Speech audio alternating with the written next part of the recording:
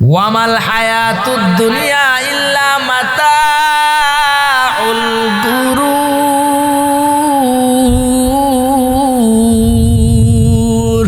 আল্লাহ বলে গোলাম, দুনিয়াটাই হলো পরীক্ষার জায়গা, পরীক্ষার হল। দুনিয়াটা হলো আজকে আছে কালকে নাও থাকতে পারে, আজকে আছে কালকে না। কালের বাসিন্দা হইবা, কিন্তু পরকালে যাওয়ার জন্য জান্নাতে যাইবা।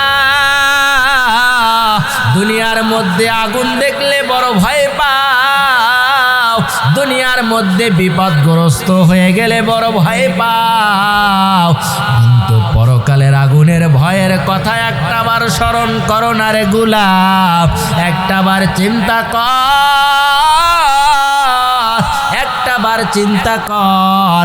চিন্তা যদি করতে পারো রে গোলাম, দুনিয়ার সময় নষ্ট তো কতই করেছ কলিজার টুকরা যুবক। দুনিয়ার মায়ায় পড়ে চাকচিক্য পড়িয়া ওসিলা তালাশ কর, দুনিয়া থেকে পরকালের চিন্তা কর। এই ওসিলা তালাশ করিয়া আমার মালিকের দরবারে যদি যাও, আমার আল্লাহ ডাক দিয়া বলেন, একটা ওসিলা আমি আল্লাহর কাছে কবুল হইলে আমি আল্লাহ তোমার জিন্দেগির সব গুনাহ মাফ করেই দিব। আল্লাহ ছাড়া আমাদের গুনাহ মাফ করার কেউ আছে? আমাদের জীবনে গুনাহ আছে না নাই? সবার জীবনে গুনাহ আছে। এজন্যই আল্লাহ বলেন, ওসিলা তালাশ কর, বাহানা তালাশ কর রে বান্দা। দুনিয়ায় যাওয়ার পরে মারে মা বলিয়া ডাক দাও, মায় বড় খুশি। বাবারে বাবা বলিয়া ডাক দাও, বাবায় বড় খুশি। কিন্তু আমি আল্লাহর তো কোনো সন্তান নাই। কুল হুয়াল্লাহু আহাদ আল্লাহুস সামাদ লাম ইয়ালিদ ওয়া লাম ইউলাদ। আল্লাহ কয়জন? কয়জন? আল্লাহর কোনো সন্তান আসেনি? আল্লাহর কোনো সন্তান নাই। আল্লাহ বলে, গোলাম তোমার মায়ের 5টা সন্তান, মায়ের মোহাব্বত ভালোবাসা ভাগ করতে করতে 5টা সন্তানকে দিতে হয়। আমি আল্লাহর কোনো সন্তান নাই। আমি আল্লাহ রে আল্লাহ বলিয়া ডাক দাও, আমি আল্লাহ তোমার ডাকের সাড়া দিতে একটা মুহূর্তের জন্য দেরি করব না। সুবহানাল্লাহ। আল্লাহ আল্লাহ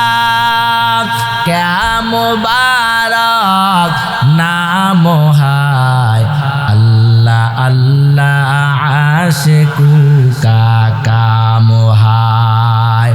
দুনিয়ার মধ্যে কত বন্ধুর সাথে দেখা করার জন্য কত সময় না নষ্ট করলাম। আল্লাহ বলে, গোলাম আমি আল্লাহর মুলাকাত পেতে চাও, আমি আল্লাহর মুলাকাত যদি পেতে চাও, আমি আল্লাহর মুলাকাত যদি পেতে চাও, দুনিয়ার মধ্যে আমি আল্লাহরে নীরবে বসিয়া ডাকো, আমি আল্লাহ তোমার ডাকে সাড়া দিব।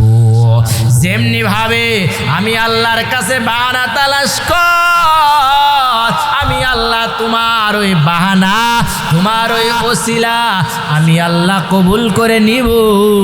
পয়গম্বরে মূসা আলাইহিস সালাতু ওয়াস সালামের জামানায় আল্লাহর 3 গোলাম, 3 যুবক হঠাৎ করে আল্লাহ তাআলার জমিনের উপরে দিয়া যায়। যাওয়ার সময় দেখে হঠাৎ করে মেঘাচ্ছন্ন হয়ে গেছে, মেঘলা আকাশ, ভীতগ্রস্ত হয়ে গেছে। হায় হায়, এখন তো ভারী বৃষ্টি বর্ষণ হবে, কি করা যায়? যেমন ভাবে আজকে আমরা ভীতগ্রস্ত হয়ে সবাই বাড়ি ঘর ছেড়ে রাস্তার ভিতরে বাইর হয়ে গেছিলাম, ঠিক কিনা বলেন? ঠিক কিনা বলেন? আল্লাহর 3 গোলাম রাস্তার ভিতরে বাহির হইয়া চলতে চলতে হঠাৎ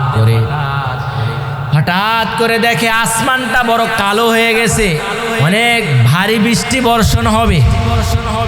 একজন বলে, ও ভাই বর্ষণ হবে। চলেন আমরা একটা জায়গায় আশ্রয় নেওয়ার জন্য দাঁড়ায়া যায়, না হলে আমাদের তো বড় অসুস্থ হবে। এমন করে সামনে যায় দেখে একটা গুহার ভিতরে সকলেই ঢুকছে। ঢুকার পরে কিছুক্ষণ পর ভারী বৃষ্টি বর্ষণ হওয়া শুরু হলো। কিছুক্ষণ পরে দেখছি ওই যে গুহার মুখটা পাথরের দ্বারা আটকা হয়ে গেছে। কিসের দ্বারা? পাথরের দ্বারা গুহার মুখটা বন্ধ হয়ে গেছে। তিন গোলাম যুবক ডাক দেয়া বলেন, এখন আমাদের বাহির হবার ব্যবস্থা কেমনে? এটা তো বাহির করার কোনো ব্যবস্থা নাই। কেমনে এখান থেকে বাহির হই? এখন তো আমরা মোবাইলেরও যুগ নাই, বিপদে পড়ছি। বাবারে ফোন দিব, ভাইরে ফোন দিয়া বলবো, বাবা আজকে বিপদগ্রস্ত হয়ে গেছি, আমারে উদ্ধার করেন। তখন তো কোনো ফোনের কোনো যোগাযোগ নাই, কেমনে আমরা বলবো?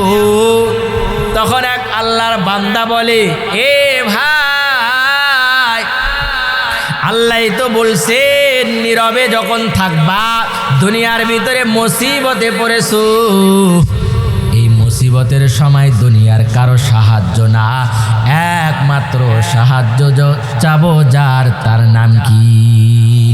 আল্লাহ বলে, গোলাম আমি আল্লাহর ডাক, আমি আল্লাহ তোর ডাকের সাড়া দিতে একটা মুহূর্তের জন্য দেরি করব না। সুবহানাল্লাহ। এক বান্দা বলে, আল্লাহরে ডাকু, কেমনে ডাকবা? কিন্তু তোমার জীবনে যদি কোনো ভালো কাজ থেকে থাকে, এটার ওসিলায় আল্লাহরে ডাকু।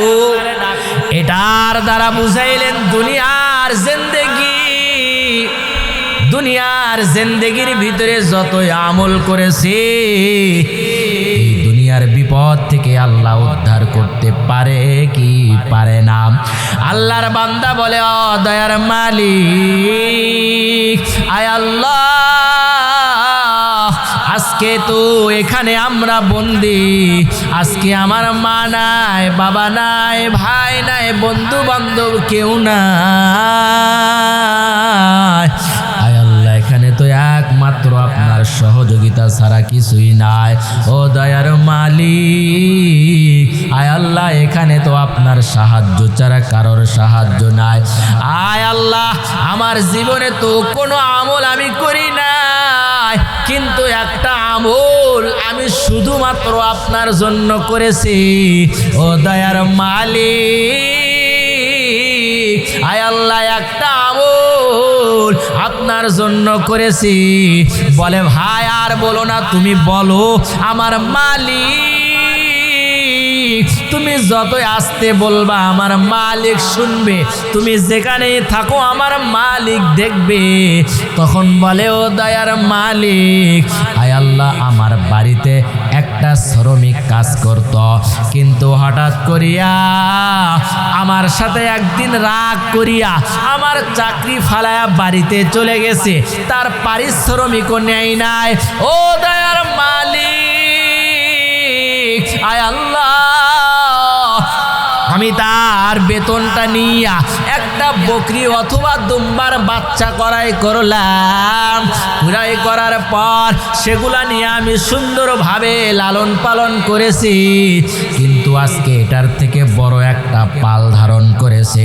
হঠাৎ করে আপনার ওই বান্দা, আমার ওই কর্মচারী, বহুদিন পর যখন বিপদগ্রস্ত হয়ে গেছে, হঠাৎ করে আমার কাছে আসছে।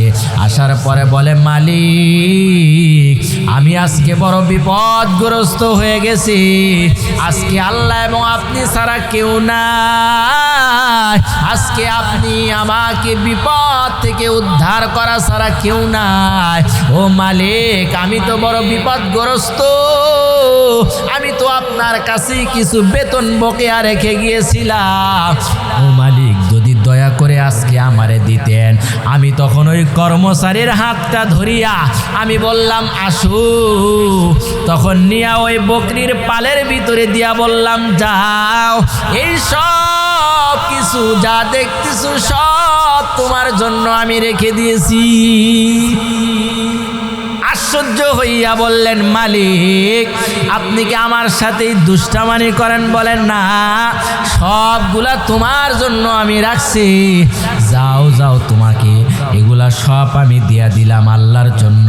তোমার একটা বকেয়া বেতন দিয়া আমি একটা বকরির ছাগলের বাচ্চা ক্রয় করেছিলাম, সেটার থেকে আজকে এতগুলা হয়েছে, যাও তুমি সব নিয়ে যাও, আজকে আমার কোনো কিছুর প্রয়োজন নাই।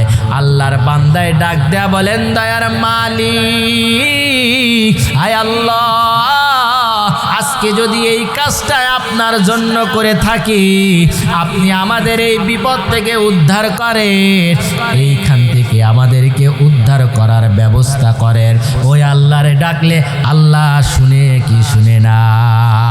ওই আল্লাহ তাআলাকে ডাকার সাথে সাথে ওই যে গুহার ভিতরের মুখটা পাথর দিয়া বন্ধ ছিল, ওই মুখটা একটুখানি ফাঁকা হয়ে গেছে। বলেন সুবহানাল্লাহ। সুবহানাল্লাহ। একটুখানি ফাঁকা হয়ে গেছে। আর আছে দুইটা যুবক। কয়টা? দুইটা যুবকের জীবন ইতিহাস। বলে, ও দয়ার মালিক, আয় আল্লাহ, আজকে আমার ভাই আল্লাহ আপনার জন্যই করেছে, আপনার জন্য রাজি খুশি করার জন্য করার কারণে আপনি যে জায়গাটা আমাদের জন্য পরিষ্কার করে দিলে, এখান থেকে তো বাহির হওয়ার মতো কোনো সুযোগ নাই। আরেক বান্দায় ডাক দেয়া বলে, ভাই বল বল, তোর জীবনের কি আমল আছে? আল্লাহর জন্যই যদি করে থাকো, একটা বার মালিকরে ডাক দিয়া বল। তখন আল্লাহর আরেক বান্দায় ডাক দিয়া বলেন, ও দয়ার মালিক, আয় আল্লাহ, আমার এলাকার ভিতরে অনেক সুন্দর একটা যুবতী নারী কন্যা ছিল, আয় আল্লাহ, আমার তো ধন সম্পদের অভাব ছিল না, আয় আল্লাহ, আমার তো সম্পদের অভাব ছিল না, আমার তো কোনো সম্পদের দিক দিয়েই কমতি আপনি দেন নাই। দুনিয়ার মধ্যে সবাই আমারে সম্মান করত, শরীরে শক্তিও ছিল, আয় আল্লাহ, একদিনের ঘটনা আমি যখন শুনছি এলাকার অমুক জায়গায় সব থেকে সুন্দর রমণী আসছে, সে সব থেকেই দেখতে বড় সুন্দর, আমি তখন সেই কন্যার কাছে চলে গেলাম। যাওয়ার পরে ডাক দেয়া বললাম, ও সুন্দরী, আমি তোমার সাথেই জিনায় লিপ্ত হতে চাই। বলেন নাউজুবিল্লাহ। ডাক দেয়া বলে, সুন্দরী রে, ও কন্যা, আমি তোমার সাথেই মিলিত হতে চাই। তখন বলে, এই দুনিয়ার, এই এলাকার, এই সমাজে সবাই আমারে বড় ভয় পায়, আমার দাপটটা বড় বেশি, আমারে সবাই বড় ভয় পায়, আজকে তোমার সাথে আমি মিলিত হতে চাই। তখন আল্লাহর বান্দি বলে, ও আল্লাহর বান্দা, আজকে একটাবার চিন্তা করো, আজকে যৌবনের টেলায় ও আজকে পড়তে আসছো, হাসরের ময়দানে আমার আল্লাহ যদি ডাক দেয় বলে, ও জিনাকার, ও জিনাকারিনী মহিলা, এতগুলা কোটি কোটি মানুষের সামনে যদি ডাক দেয়, ও আল্লাহর বান্দা, তখন আপনার আমার অবস্থা কি হবে? আপনার বড়ই তো বড় সম্মান এলাকার ভিতরে, আমি তো বড় জানি, কিন্তু আপনার দোহাই লাগে, আপনার হাতে ধরে পায়ে পড়ে আপনি একটা বার একটু সবর করে আমার বাপ অথবা মায়ের সাথে বলিয়া আপনার সাথে বিবাহের ব্যবস্থায় আমি করব, কিন্তু আপনি গুনার দিকে আকৃষ্ট হইবেন না। আল্লাহর বান্দাই ডাক দেয়া বলে, না না, আজ পর্যন্ত যতই কাজের ভিতরে গেলাম, কোনো কাজের ভিতরে আমি ছোট হই নাই। তখন আল্লাহর বান্দি হাউমাউ করে কান্দে, চোখের পানি ফালায়া। তখন আল্লাহর বান্দা ডাক দেয়া বলে, ও আল্লাহর বান্দি, ও সুন্দরী মহিলা, ও সুন্দরী রমণী, তুমি কেন কান্দ? এখন তো আমাদের আনন্দের সময়। বলে, আমি কান্দি দুনিয়ার কোনো কিছুর জন্য না, দুনিয়ার কারো ভয়ে আমি কান্দি না, একমাত্র কান্দি আমি আমার মালিকের ভয়ে। আমার মালিক যেদিন হাসরের ময়দানে যখন আল্লাহ তাআলা আমারে জিনাকারিনী বলিয়া ডাক দিবে, তখন আমার মা বাবা আমার আত্মীয় স্বজনের সামনে আমি কেমনে উঠব? এই মালিকরে ভয় করিয়া এখানে তো দুনিয়ার কেউ নাই, এখানে তো দুনিয়ার কেউ নাই, কেউ দেখে না, কেউ না দেখলেও একজন দেখেন, তিনার নাম কি? সবাই চিল্লায় বলেন নাম কি? ওই আল্লাহ তাআলার বান্দা বলে, ও রমণী সুন্দরী মহিলা, যাও, তোমার চোখের পানি দেখিয়া আমার বড় মায়া লাগছে, যাও যাও, তোমার চোখের পানি দেখিয়া আমার বড় মায়া লেগে গেছে, যাও, আজকে শুধুমাত্র আমার মালিকের ভয়ের কারণে, ওই জাহান্নামের আগুনের ভয়ের কারণে আজকে আমি তোমার সাথে কোনো জিনার কাজ করব না, যাও যাও, শুধু আজকের জন্য নয়, বরং যতদিন আমার মালিক আমারে হায়াত দিয়েছে ততদিন পর্যন্ত, আমার যতদিন হায়াত থাকবে, জীবিত থাকব, ততদিন পর্যন্ত আমার মালিকের একটা নাফরমানি গুনাহ আমি করব না। সুবহানাল্লাহ। ওই আল্লাহর বান্দা ডাক দেয়া বলে, না না, আর একটা বারের জন্য তুমি কানবা না, কারণ আমার মালিকের ভয়, আমার মালিকের ভয় আমার ভিতরে ঢুকছে, আমার মালিকের দিদারের লোভ আমার ভিতরে ঢুকছে। তখন ওই আল্লাহর বান্দা বলে, না না, আর একটা সময়ের জন্য কানবা না। ওই বান্দা ডাক দিয়া বলে, ও দয়ার মালিক, আয় আল্লাহ, এই কাজটা যদি আপনার ভয়ে, আপনার বানানো জাহান্নামের ভয়ে যদি করে থাকি, আয় আল্লাহ, এখানে তো আমাদের কেউ নাই, আয় আল্লাহ, আমাদের বাহির হওয়ার ব্যবস্থা করিয়া দে, আয় আল্লাহ, আপনি তো বলেছেন যেখানে বিপদগ্রস্ত হইবা আমি আল্লাহরে স্মরণ করবা, আমি আল্লাহরে স্মরণ করলে আমি আল্লাহ একটা মুহূর্তেও তোমাদের কি সহযোগিতা করতে দেরি করব না। সুবহানাল্লাহ। এই কথা বলার পর তাদের গুহার ভিতরে মুখের মাধ্যমে, মুখের ভিতরে যেই পাথর ছিল আগে একটু সরে গিয়েছিল, এখন আরো একটু সরে গেছে। সুবহানাল্লাহ। আরো জোরে বলেন সুবহানাল্লাহ। তাহলে আর কয়টা যুবক আছে? একটা যুবক বলে, ভাই, তোমার জিন্দেগি কোনো মালিকের তো কেউ নাই আমাদের উদ্ধার করার মতো, ওই দয়ার মালিক, ওই দয়ার আল্লাহকে ডাকার মতো ডাক দাও, ওই আল্লাহরে বলার মতো বলো, আমার আল্লাহ তোমার বিপদ থেকে উদ্ধার করে দিবে। আল্লাহর বান্দায় ডাক দেয়া বলেন, ও দয়ার মালিক, আয় আল্লাহ, আমার জীবনে তো কোনো আমল নাই, আমার জীবনে তো কোনো নেকের কাজও আমি করি নাই, আয় আল্লাহ, আমি তো বড় গরিব, আয় আল্লাহ, আপনি তো আমারে বড় গরিব বানাইছেন।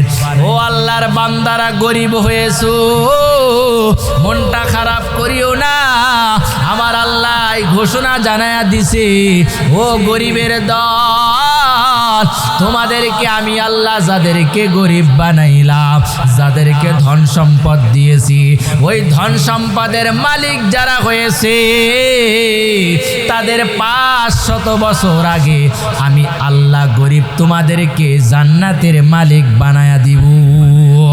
এজন্যই আল্লাহর বান্দায় ডাক দিয়া বলে, ও দয়ার মালিক, আয় আল্লাহ, আমারে তো আপনি গরিব বানাইছে, আয় আল্লাহ, প্রতিদিন সকালে আমি কাজ করার জন্য ফ্যাক্টরিতে যাই, কারখানার ভিতরে যাই, আবার সন্ধ্যার সময় বাড়িতে আসি, আয় আল্লাহ, একদিনের ঘটনা, আমার ফ্যাক্টরি থেকে, আমার কাজ থেকে বাড়িতে আসতে অনেক দেরি হয়ে গেছে, আয় আল্লাহ, আমি প্রতিদিন কাজ থেকে বাড়িতে আসিয়া আমার ছোট্ট ছোট্ট কয়েকটা সন্তান আছে, কিন্তু তাদেরকে আমি খাবার না দিয়া, আয় আল্লাহ, যেই মা আমারে 10 মাস 10 দিন গর্ভে ধারণ করিয়া, যেই মা আমার জন্য এত কষ্ট করিয়া এই শীতের ভিতরে মা আমারে কোনো ভালোভাবে ঘুমাইতে পারে না, আয় আল্লাহ, আমার মা আমার জন্য বড় কষ্ট করেছে। যখন শীতের সময় হয়, যখন আমি প্রস্রাব করে দিতাম, আমার মা আমারে খেতাটা পরিবর্তন করে দিত। এমন করতে করতে একটা সময় এমন আসছে, আমার মা পরনের শাড়িটা পর্যন্ত আমি ভিজাইয়া দিয়েছি। আমার মা ওই ঠান্ডা পোশাবের উপরে শুইয়া আমার মা আমারে বুকের উপরে রাখছে। যখন দেখছে আমি বেশি কান্না করেছি, আমার বাবাই তখন বকছে, আমার বাবাই তখন রাগ হয়ে গেছে। আমার মা আমারে কোলে নিয়ে বাহিরে চলে গেছে, হাঁটা চলা করেছে, আর আমারে ঘুম পড়ানোর চেষ্টা করেছে।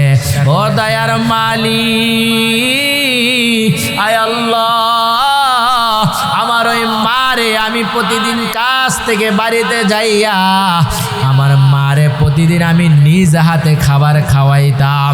আয় আল্লাহ, একদিনের ঘটনা, আমার কাজ থেকে বাড়িতে ফিরতে বড় দেরি। আমার কাজ থেকে আমি বাড়িতে যাইয়া দেখি আমার মা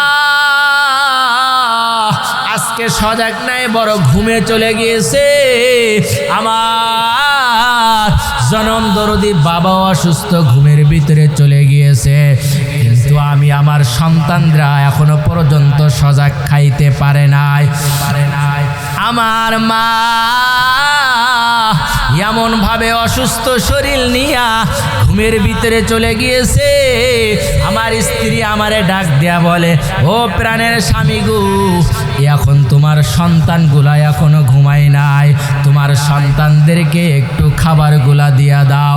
বলে না না, আমার মার জবানে, আমার মায়ের মুখে লোকমা না দেওয়া পর্যন্ত,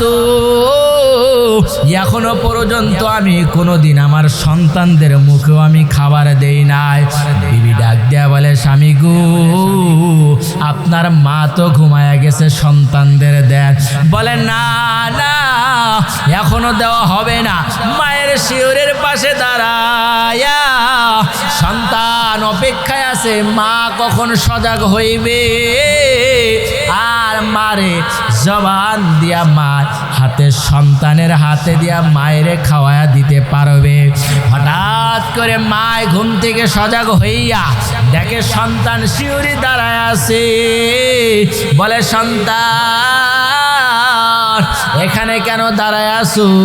বলে, মাগু, আজকে আপনাদেরকে খাবার এখনো খাওয়াইতে পারি নাই। ও মা, আমার সন্তানেরা না খায়া আছে, মাগো, আপনারে আমি এখন মনটা ভরে খাওয়াইতে চাই। মারে খাবারগুলা খাওয়াইয়া তখন সন্তানদেরকে খাওয়াইছে। ওই আল্লাহর বান্দায় ডাক দেয়া বলে, ও দয়ার মালিক, আয় আল্লাহ, এই কাজটা যদি, আমলটা যদি আপনাকে রাজি খুশি করার জন্য করে থাকি, আয় আল্লাহ, আজকে আমাদের এই গুহার ভিতরে কেউ নাই। ও দয়ার মালিক, আয় আল্লাহ, আমাদেরকে এখান থেকে বাহির হওয়ার ব্যবস্থায় আপনি করে দেন।